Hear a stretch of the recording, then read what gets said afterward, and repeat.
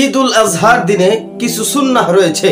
ভাই আমার, গুরুত্বপূর্ণ বিষয় হচ্ছে ঈদের দিনে কিছু সুন্নাহ রয়েছে, যে সুন্নাহগুলো, যে কাজগুলো সাহাবীরা করেছেন এবং রাসূল সাল্লাল্লাহু আলাইহি সাল্লাম আদেশ করেছেন। অতএব ভাই আমার, ঈদের দিনটা যেন সুন্নাহ ভাবে কাটাইতে পারি, শরীয়ত সম্মত ভাবে কাটাইতে পারি, এটা আমাদের সবার জানা দরকার আছে।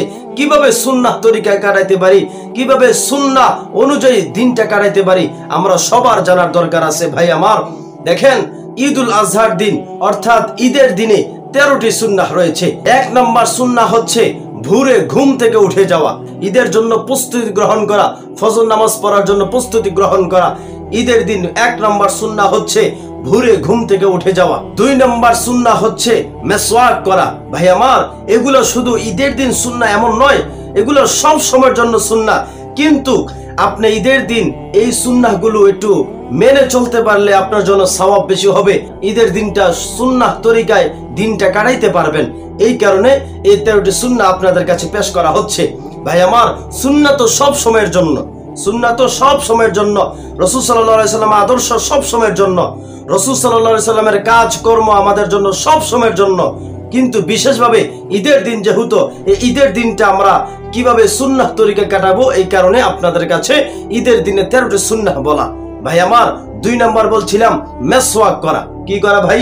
মেসওয়াক করা। গুরুত্বপূর্ণ বিষয় হচ্ছে মেসওয়াক করবেন, কারণ রাসূল সাল্লাল্লাহু আলাইহি সাল্লাম মৃত্যুসজ্জা অবস্থাও মেসওয়াক করা ছাড়েননি, অর্থাৎ মেসওয়াক করবেন। 3 নম্বর ঈদুল আজহার সুন্নাহ হচ্ছে গোসল করা। এটা আমরা সাধারণত সবাই করে থাকি, কিন্তু আপনি যদি একটু নিয়ত করেন যে রাসূল সাল্লাল্লাহু আলাইহি সাল্লামের সুন্নাহ গোসল করা, এই নিয়ত করে যদি আপনি গোসল করেন, গোসল করার কারণেও আপনার আমল নামে আল্লাহ তাআলা নেকি দিয়ে দিবেন। সুবহানাল্লাহি ওয়া বিহামদি। অতএব নিয়ত করব রাসূল সাল্লাল্লাহু আলাইহি সাল্লামের সুন্নাহ, এই কারণে আমরা গোসল করতেছি। ঠিক আছে, নিয়ত করার কারণেই আপনার আমল নামায় সওয়াব যাবে ইনশাআল্লাহ। অতএব 3 নম্বর আমল, 3 নম্বর ঈদের দিনে সুন্নাহ হচ্ছে গোসল করা। 4 নম্বর হচ্ছে উত্তম পোশাক পরিধান করা। কি ভাই? উত্তম পোশাক পরিধান করা। আপনার যতটুকু সম্ভব রয়েছে ভালো পোশাক পরিধান করবেন, উত্তম পোশাক পরিধান করবেন, এটা ঈদের দিনে সুন্নাহ। 5 নম্বর হচ্ছে শরীয়ত সম্মতভাবে সাজসজ্জা করা। কি ভাই? 5 নম্বর সুন্নাহ হচ্ছে শরীয়ত সম্মত সাজসজ্জা করা। এটা ইনশাআল্লাহ আমরা চেষ্টা করব। ভাই আমার, কাফেরদের মতন সাজাইবেন না, কাফেরদেরকে অনুসরণ করবেন না, মুরতাদকে অনুসরণ করবেন না, ঈমান হারাদেরকে অনুসরণ করে আপনি সাজসজ্জা করবেন না। শরীয়ত সম্মতভাবে সাজসজ্জা করতে রাসূল সাল্লাল্লাহু আলাইহি সাল্লাম বলেছেন।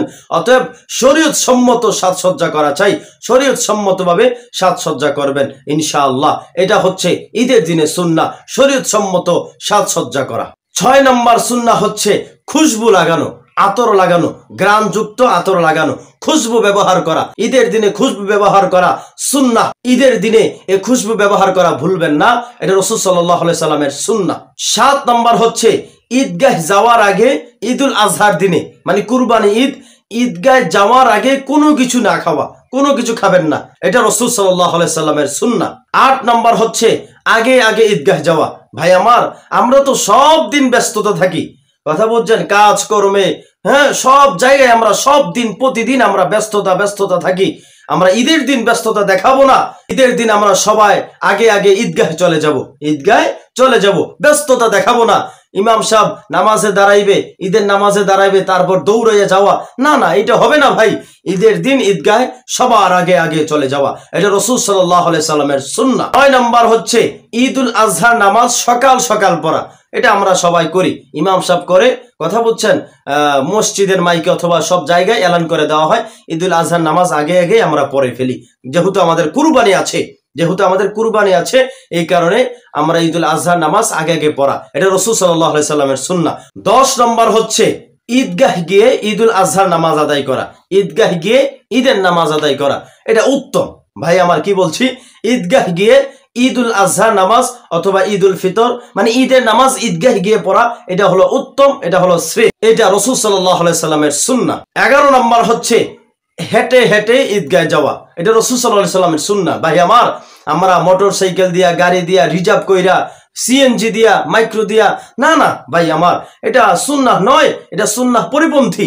আপনি যাবেন সমস্যা নেই, আপনি যাইতে পারেন সমস্যা নাই, কিন্তু ভাই ঈদের দিন যেহেতু, এই দিনটা আমরা সুন্নাহময় দিন কাটাবো ইনশাআল্লাহ। অতএব আমরা ঈদগাহে যাব হেঁটে হেঁটে, পায়ে পায়ে, পায়ে পায়ে হেঁটে হেঁটে যাবো ইনশাআল্লাহ। পায়ে আমরা হেঁটে হেঁটে ঈদগাহ যাব, এটা রাসূল সাল্লাল্লাহু আলাইহি সাল্লামের সুন্নাহ। 12 নম্বর হচ্ছে ঈদগাহ যাওয়ার সময় তাকবীরে তাশরিক জোরে জোরে পড়া, আল্লাহু আকবার আল্লাহু আকবার, লা ইলাহা ইল্লাল্লাহু আল্লাহু আকবার আল্লাহু আকবার ওয়ালিল্লাহিল হামদ। এই তাকবীরটা জোরে জোরে পড়ে পড়ে যাওয়া, কথা বুঝছেন, এটা রাসূল সাল্লাল্লাহু আলাইহি সাল্লামের সুন্নাহ। 13 নম্বর সুন্নাহ হচ্ছে, সর্বশেষ সুন্নাহ হচ্ছে এক রাস্তায় ঈদগাহ যাওয়া, আরেক রাস্তা থেকে ঈদগাহ থেকে বাড়িতে আসা, এটা রাসূল সাল্লাল্লাহু আলাইহি সাল্লামের সুন্নাহ। এক রাস্তা দিয়ে যাবেন, আরেক রাস্তা দিয়ে আসবেন, এটা রাসূল সাল্লাল্লাহু আলাইহি সাল্লামের সুন্নাহ।